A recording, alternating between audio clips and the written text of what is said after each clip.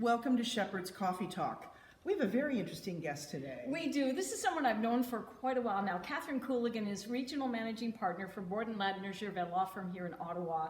And I've had the pleasure of getting to know Katherine. Her family's from Luskville. She's got roots in the Pontiac. She's just down to earth, solid, but really an impressive leader in law, which really got me thinking, wouldn't it be fun to celebrate Katherine and the achievements and accomplishments she's had, but also the challenges and the wins that she's experienced over the years. So rewinding a little bit, Katherine, if we could, back to 1989 when you graduated from law school at U Ottawa, what was it like for women in law back then?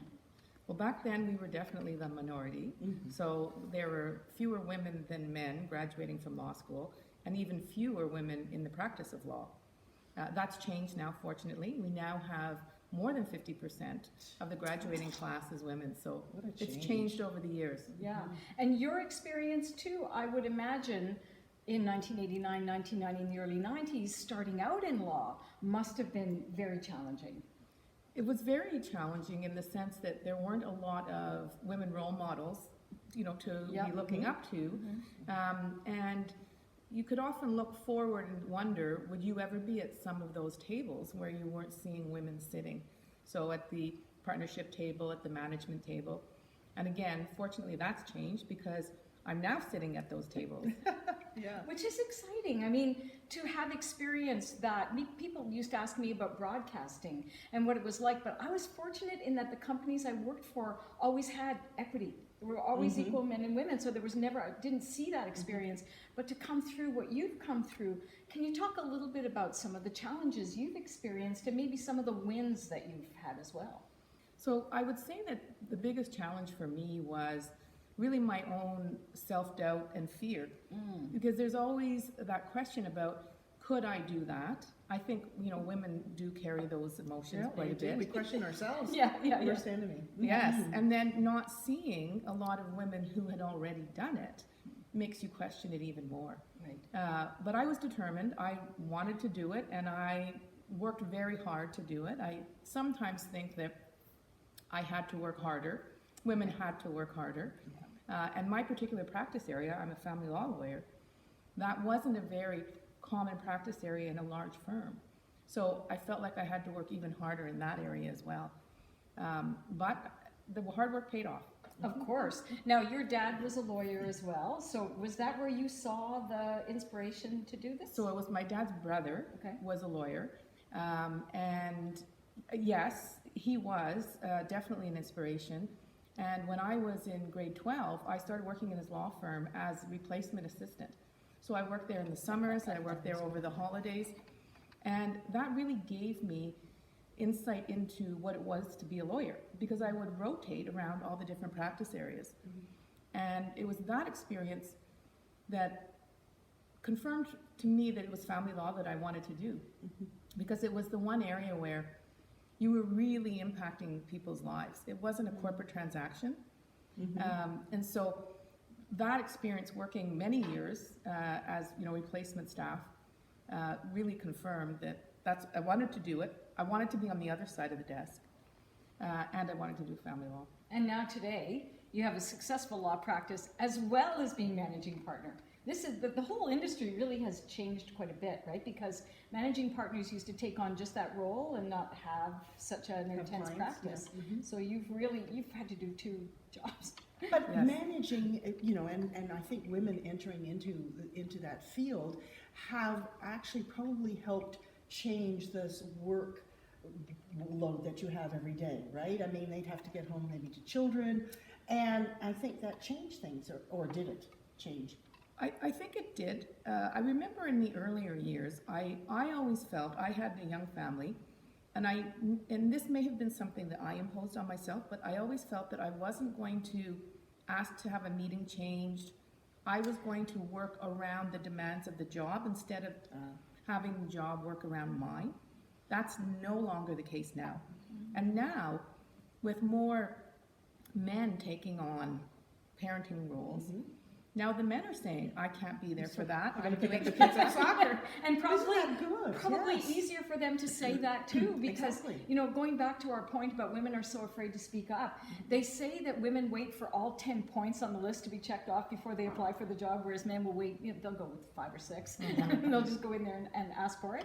So I love that. But what I really admire today for Katherine is all of the hard work that you've invested in your career, in your family, in helping people through your work as a family lawyer, is being acknowledged and celebrated, because recently it was announced that you're one of the finalists for Businesswoman of the Year in the professional category with the Women's Business Network. Congratulations. Thank you. That's a great accomplishment. We're so happy to see that, because it's not just about being a lawyer or a manager. Katherine, you're very involved too in the community. And do you want to talk a little bit about the areas that you're really dedicated to? Sure. So the Children's Hospital, CHEO, has been my primary focus in terms of my volunteer work, and I also sit on the foundation board. I'm on the executive there as well. And that really started to give back what the hospital gave to me, because my oldest daughter was in the hospital there for a month when she was 5 months old. And then my next child died there when he was 5 months old. But that hospital did so much for our family, and not only for Justin and Jade, who is my oldest, but for the whole family. So that's what really motivated me to give back. And so I've been involved for many, many years with the hospital. I also do a lot of work with the Royal, and that's again something that is so critical in this community. I've done work with the United Way, so there are any number of things, but I really feel it's so important that I'm in a place now where I can give back and I want to give back. And these are just like the works that you do, Marlene. It's connected to us in some way. It's such a personal, driving passion for us. The other thing I wanted to talk about a little bit today, a little peek behind the scenes of doing a TED Talk, because Marlene, Katherine recently gave a TED Talk in Canada at TEDx. And the subject was Imagine. Katherine apparently was the first speaker of the day and got a standing ovation, which is really exciting. Can you talk a little about the talk and what it was like to be part of that experience of doing a TED Talk? It was an amazing experience, I have to say. I really enjoyed it. The focus of my talk was really about, you know, overcoming fear and doubt. It was a great opportunity for me to say, while I was standing up there in the red dot, I'm doing that right now, because it was. I was stressed and had fear and doubt going out there. But my message really was about trying to empower women to say yes, even when they're faced with that fear. Because we spend a lot of time talking about issues about women in leadership, but we're never going to really get there unless women become leaders. And sometimes we self-select out and say, I'm not ready yet. It's what you were saying, Kathy, that, you know, a woman waits for 100% and a man will apply when he meets 60% of the criteria of a job. So it was really about that. Just say yes, forge ahead, and you'll figure it out. What has been the biggest piece for you in terms of saying yes and then figuring it out? It would be my practice. It would be being a woman in law, in the minority, in a large firm, in the practice area that I had, and then becoming a manager in a large national firm. Just like that. Yeah. I mean, we look at people who are in these types of leadership roles, Marlene, and we think, wow, good for her. But we have no idea the courage it takes to get there. And I think what it inspires in me is that there's somewhere in your life, in my life, in all of our lives, where we can say yes to something that scares us a little bit. And I think it's helpful to also know that you don't have to be perfect.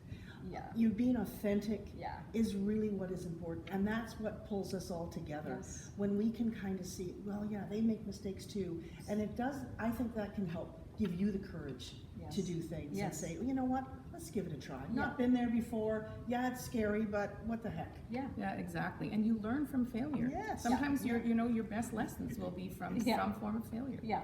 The best advice someone gave me when I started in business was fail fast. Fail fast. But I believe in just always pivoting. Just learn, grow, do better next time. That's really it. So Katherine, when you now, and I imagine people come to you for mentoring and advice, everybody wants to know what your secret sauce is. What do you tell them? One is to be certain of what you know. Know what it is that you are aiming to achieve. And so I was very lucky that I always knew what I wanted. That's not the case for a lot of women That's now. very true. They struggle with their finding their purpose. Yes, and then it's hard work, determination, finding your supports, and asking for help. And I think that that's really important. I think women sometimes will hold back instead of ask. And it's amazing when you ask how much help you can get. Right? Yep. That to me is the magic of it all, is the clarity of knowing what you want and not being afraid to ask for support to help you get where you want to go. It's so brilliant, and I'm so grateful to have met you, and I'm so happy you joined us today. I hope somebody found some inspiration from what you've shared with us, and we're so grateful you shared Thank your you for coffee time joining with us us. so much. Thank you both very Okay. much. Enjoyed We'll it. see you next Sunday.